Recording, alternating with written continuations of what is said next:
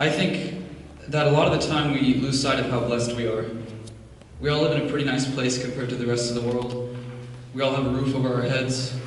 We all have friends and family, and we're all pretty smart guys. And on top of all this, we go to a place like Palma.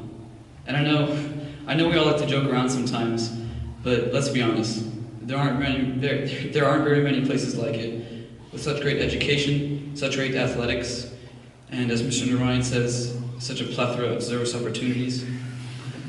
We get so hung up on what we get so hung up on what we don't have and what we aren't with all these standardized tests and all these scholarships and applications that we forget what we do have and what we are. I think it's funny, Mr. Sullivan and I use the exact same quote in our speech. I guess great minds think alike.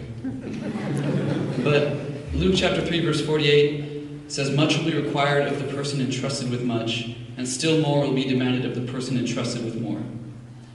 Now you all have been entrusted with much, and it is for what you have done with what you have been entrusted, for your leadership, your scholarship, your character, and your willingness to serve, that you have been admitted into the National Honor Society. I commend you all for the tremendous character that you have shown thus far, and I ask you to please continue to show the character that has granted you such high esteem. Now finally, thank you all for joining us on this joyous occasion. A special thanks to Mr. Sullivan and Brother Dunn, and to the parents for supporting us in every endeavor, and to the NHS members for their tireless commitment to the Palma community.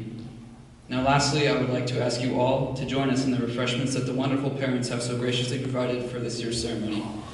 And after that, we have pictures taken by Mrs. Perez for anyone who is interested. Thank you.